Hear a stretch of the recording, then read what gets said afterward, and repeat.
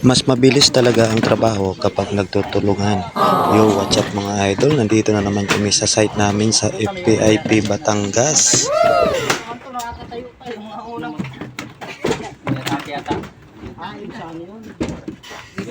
At syempre bago ang lahat gusto ko lang i-shoutout si Edson Duma dyan sa Tangalan, sa Tagas, si Ricky Pareras, yan shoutout sa Pareras Pamilya sa Pangasinan, si Joan Lumiranyas, yan shoutout kay Andy Milanyo, yan shoutout idol at salamat talaga sa patuloy ninyong suporta. At inayos na nga namin yung mga bagong dating na pintura mga idol para may gagamitin kami. At pagdating nga namin dito sa taas mga idol, ayan nakasilip na naman si Matt Makiling.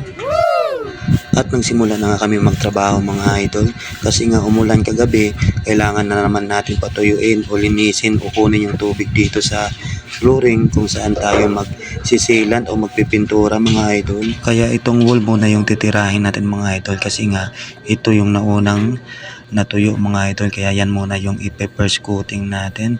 First coating pa lang yan mga idol. At nang natuyo na nga yung flooring mga idol, simple tinira na natin yan ng sealant mga idol. Nilapagan na natin ng polycor yan para mas matibay, para sigurado talagang walang tagas yung flooring natin.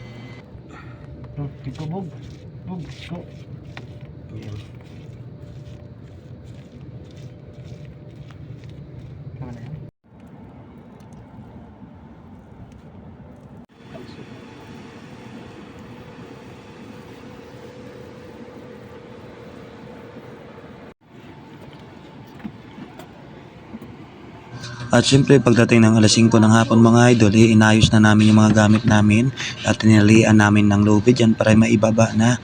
Kasi nga yung alas 5 mga idol is out na namin at time to rest na talaga mga idol.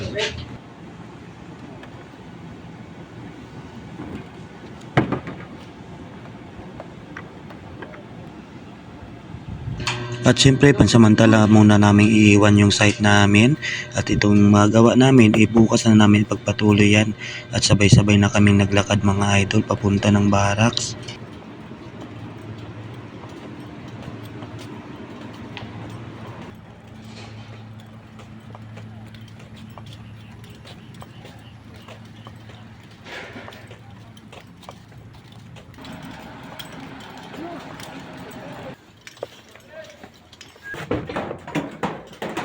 At pagdating nga namin dito sa barracks mga idol, nilagay na namin yung mga gamit namin. At syempre magbibihis na tayo at magto-toolbox na tayo kay engineer mga idol. At syempre after ng toolbox na yan, uwian na, time to rest na talaga mga idol. At hanggang dito na lang yung video natin mga idol. Kita-kits na naman tayo sa panibago nating video bukas mga idol. Thank you.